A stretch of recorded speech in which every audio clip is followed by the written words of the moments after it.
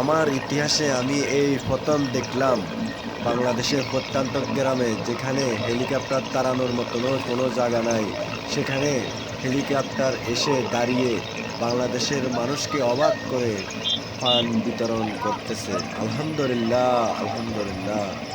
আল্লাহ পাক কি না পারেন দেখিয়ে দেন আল্লাহ সবাইকে। শুধু সময়ের অপেক্ষা।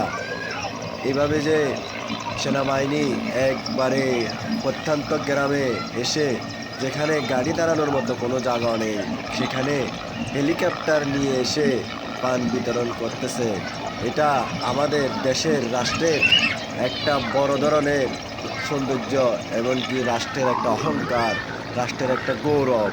দেখেন রাস্তাঘাট কিছু নাই, সব কিছু ভাঙ্গা, এমনকি একবারে গ্রাম। এখানে একটা বিঠা বাঁধা হয়েছে ঘর করার জন্য, আর ওইটার উপরে এখন হেলিকপ্টার দাঁড়িয়ে পান বিতরণ করতেছে।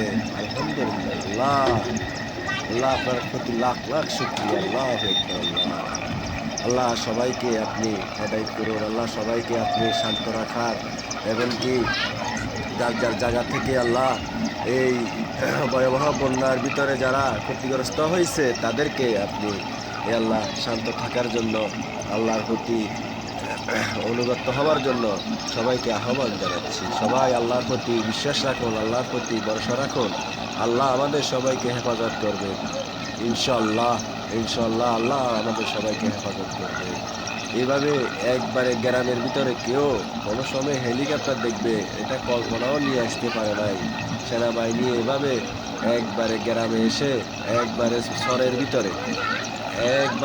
ভিতরে এসে এভাবে সেনাবাহিনী পান বিতরণ করবে, এটা আমাদের কল্পনার বাহিরে একটা কাজ।